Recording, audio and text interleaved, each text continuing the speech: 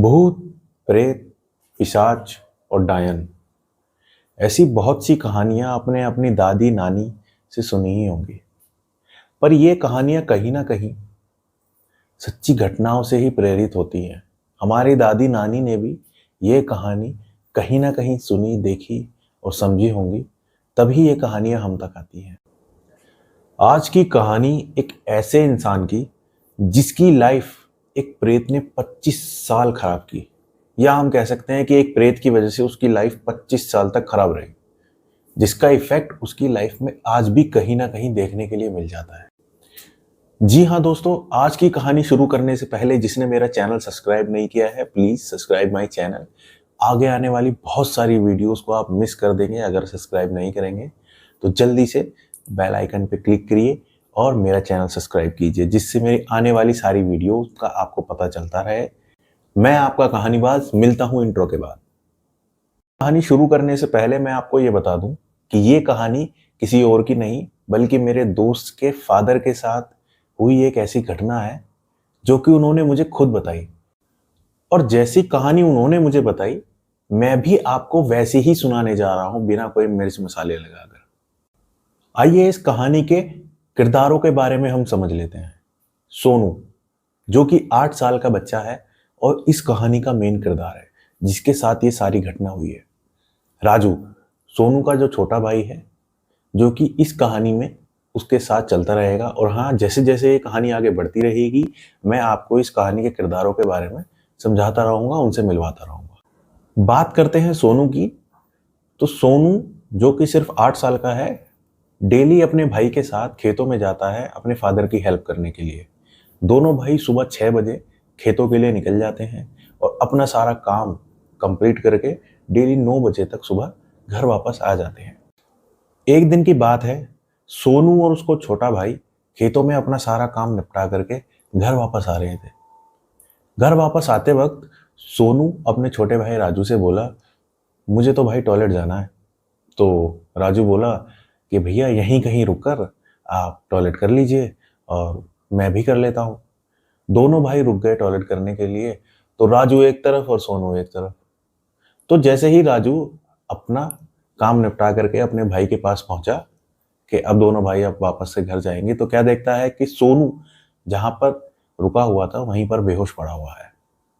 ये सब देख करके राजू, जो कि सिर्फ 7 साल का है, बेचारा क्या कर पाएगा। उसको कुछ समझ नहीं आया तो वो भागा अपने घर की तरफ। अब इनके घर की बता दूं कि रास्ते से इनके घर की दूरी कुछ ज्यादा है नहीं। देखिए दोस्तों, मेरा कहानी बताने का अंदाज ना थोड़ा सा स्लो और थोड़ा सा धीरे धीरे ही बताना मैं अच्छा समझता हूँ, जिससे कि आपको सारी कहानी के बारे में पता चल जाए। थोड़ा बोरिंग लगेगा, बट कहानीबाज हूँ, क्या करूँ। सारी कहानी विस्तार से बताना मेरा स्टाइल है। बाकी यूट्यूबर्स की तरह मैं कोई स्क्रिप्टेड या इस तरह से नहीं बोलता। मैं तो सीधा अपनी कहानी जैसी होती है, टॉपिक टू टॉपिक चलता हूँ। जैसे जिसने जैसी बताई और वैसी ही मैं अब कहानी आपके सामने प्रस्तुत कर देता हूँ। तो थोड़ी सी बोरिंग लगे तो तब भी मेरे साथ जुड़े रहिए। मैं आशा करता हूँ कि मेरी कहानी आपको ज़्यादा पसंद आएगी, और इस कहानी के बहुत सारे पार्ट होने वाले हैं। तो ये कहानी एक पार्ट में तो ख़त्म होने वाले है नहीं। तो जब तक आप पहला पार्ट नहीं सुनेंगे, तब तक आपको आगे की कहानी समझ नहीं आएगी। तो राजू जैसे ही घर पहुंचता है, बताता है अपने माता पिता को सारी कहानी।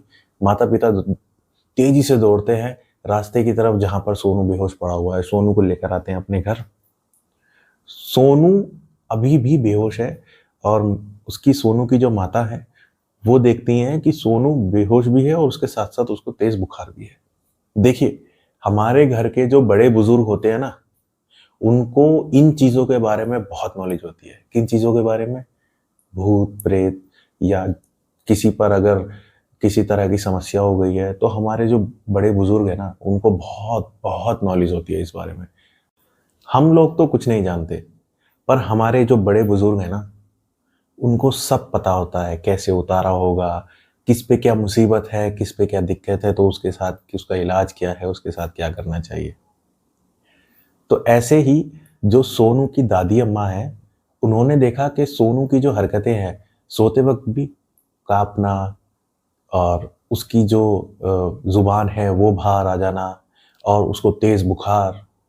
तो सोनू ने राजू से कहा, जो कि सोनू का छोटा भाई है, कि तू दौड़ कर जा और पंडित जी को बुला के ला, जो कि बड़े मंदिर में बैठते हैं। ये जो बड़ा मंदिर है ये और कोई नहीं, हमारे भगवान श्री बालाजी यानी कि हनुमान जी का मंदिर है। और हनुमान जी के सामने ये भूत प्रेतों की कुछ नहीं चलती। हनुमान जी की गदा के नीचे हमेशा ये दबे रहते हैं। और ये जो पंडित जी हैं ये और कोई नहीं, बालाजी के बहुत बड़े भगत हैं। जैसे ही राजू पंडित जी के पास पहुंचता है तो पंडित जी तुरंत कहते हैं कि चलो बेटा, वो अपना जितना भी सारा सामान होता है, क्योंकि उनको अंदाजा पहले ही हो जाता है कि अगर गांव में ऐसी कोई बात हुई है, ऐसी बच्चे के साथ ये सब काम करते हुए अगर ऐसी कोई चीज हुई है, तो हो सकता है कि कोई ऊपरी शक्ति हो या फिर कोई भी ऐसी दिक्कत हो, उसका सामना उस बच्चे ने किया हो। तो पंडित जी फटाफट पहुंचते हैं उसके घर पे। और जैसे ही पंडित जी उसके घर में पहला कदम रखते हैं, तुरंत राजू खड़ा हो जाता है और चीख कर बोलता है, निकल जा मेरे घर से। जो बच्चा पिछले 4 घंटे से बेहोश है, पंडित जी के कदम रखते ही घर में एकदम से खड़ा हो जाता है, तो हर किसी को डर लगेगा। उसके घर में भी ऐसे ही हुआ। घर में जितने भी लोग उस वक्त मौजूद थे, घर के ही नहीं गांव के भी, क्योंकि गांव में क्या होता है, अगर किसी एक पर कोई मुसीबत आती है तो पूरा गांव खड़ा हो जाता है। जी हाँ, हम शहरी लोगों में ऐसा कुछ नहीं है। किसी के घर में कोई प्रॉब्लम हुई होगी तो उस पर जाकर के मजाक हम बना देंगे, पर गाँवों में ऐसा नहीं होता। गाँव में हर किसी का परिवार अपना परिवार मानते हैं सब, और किसी के घर में फंक्शन हो तो इकट्ठे हो जाते हैं, किसी के घर में कोई दुख हो तो इकट्ठे हो जाते हैं। ऐसे ही राजू के घर में भी पूरा गांव की भीड़ उमड़ी हुई थी। और जैसे ही पंडित जी ने उस घर में कदम रखा, तुरंत वो लड़का खड़ा हो गया। खड़ा होकर बोलता है कि निकल जा मेरे घर से, इसको अभी मेरे घर से निकालो, वरना मैं इसको ले जाऊंगा। ये कौन बोल रहा है? ये प्रेत बोल रहा है राजू के माध्यम से। सोनू पंडित जी के बचपन का नाम लेकर के बोलता है कि गुज्जू मेरे घर से अभी निकल जा। पंडित जी सोच में पड़ गए कि यार ये तो मेरे बचपन का नाम है, इसको कैसे पता? या तो मेरे माता पिता को पता है या फिर मुझे पता है, इसको कैसे पता? तभी पंडित जी को श्योर हो जाता है कि ये कुछ और नहीं, ये तो कोई ऊपरी हवा है जिसने इस बच्चे को अपने शिकंजे में जकड़ रखा है और इसके माध्यम से ये सब बोल रही है। फिर पंडित जी ने अपनी जो भी क्रिया होती हैं, उतारा तो आप सब जानते ही होंगे। उतारा एक तरह से एक क्रिया है जिससे कि ये सब ऊपरी हवा किसी इंसान पर अगर आ जाती है तो वो उस इंसान से हटा दी जाती है। उसके माध्यम से, उस उतारे के माध्यम से उस इंसान पे जो भी भूत प्रेत जिन जो भी अला बला होती है उसको हटाया जाता है। ये उतारे का क्या बोलते हैं, एक प्रक्रिया होती है।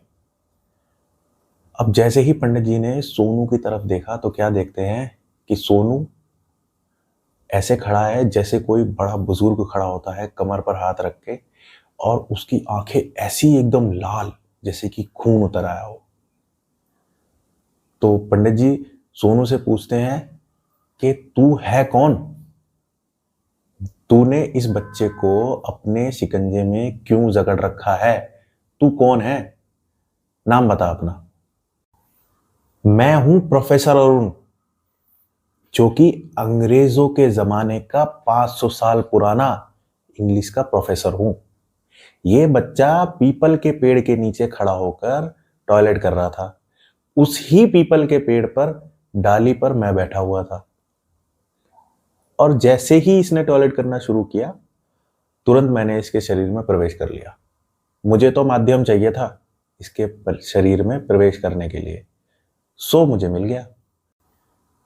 वो प्रेत सोनू के माध्यम से पंडित जी से बोलता है कि अब इसको छोड़कर नहीं जाऊंगा मैं, अब इसको मैं छोड़कर नहीं जाऊंगा, अब इसके शरीर में ही मैं रहूंगा। तो पंडित जी ने अपनी जो भी क्रियाएं वगैरह होंगी वो की है। तो उसके माध्यम से प्रेत जो है थोड़ा कमजोर पड़ा और प्रेत ने एक समय मांगा। प्रेत ने बोला कि इसकी शादी से पहले मैं चला जाऊंगा इसके शरीर को छोड़कर। तो क्योंकि ऐसा होता है जब प्रेत कोई समय दे देता है ना, तो ना तो कोई उतारा काम आता है ना ही कोई झाड़ फूक काम आती है। उसने अगर वो समय दिया है तो वो उस समय के बाद ही जाएगा। ये जो बातें हैं ना, जो मैं आपको बता रहा हूं, ये मैंने अपने बड़ों से, पंडितों से, भगतों से, इन सब से सुनी हुई है, तभी मैं आपको बता रहा हूँ। ये कोई बनी बनाई बातें नहीं है। और ये जो बात है जो मैं आपको बता रहा हूँ कि उस प्रेत ने समय दिया, ये खुद जो सोनू है, जो कि काल्पनिक नाम है, मैं आपको उनका असली नाम नहीं बता सकता क्योंकि उन्होंने मना किया है। सिक्योरिटी पर्पस होते हैं, उनकी पर्सनल लाइफ है, किसी को पता चलेगा तो फिर थोड़ी दिक्कत उनके लिए भी हो जाएगी। तो जो सोनू है, उन्होंने खुद मेरे को ये बात बताई है, जो कि मेरे फ्रेंड के फादर हैं, कि ये सब बातें उनके माता पिता ने, उनके भाई ने उनको बताई हैं और वो मुझे बता रहे हैं। उस प्रेत ने जो समय मांगा कि मैं इसकी शादी के पहले जाऊंगा, उससे पहले मैं नहीं जाऊंगा, मेरा बंधन कर दिया। ना सोनू और ना ही वो प्रेत वापस दोबारा एक साथ नहीं आए। पंडित जी ने उनका ऐसा बंधन किया कि उसके बाद वो प्रेत दोबारा खुलकर सोनू के ऊपर नहीं आया। पर पंडित जी को क्या पता था कि ये जो समय मांगा है प्रेत ने, ये सिर्फ एक धोखा है। अभी प्रेत को बहुत सारी ऐसी चीजें करनी है जिससे सोनू की लाइफ में ऐसी उथल पुथल होने वाली है, ऐसी प्रॉब्लम्स आने वाली है जिसके बारे में उसने कभी सोचा भी नहीं था। जी हाँ दोस्तों, बने रहिए मेरे साथ। आने वाले इस कहानी के पार्ट में बहुत सारी रोमांचक बातें हैं, बहुत सारी ऐसी चीजें हैं जिसे सुनकर आपके रोंगटे खड़े हो जाएंगे। आगे क्या हुआ इस कहानी में, क्या हुआ सोनू के साथ, जानने के लिए बने रहिए मेरे साथ। मैं हूं आपका अपना कहानीबाज। नमस्कार।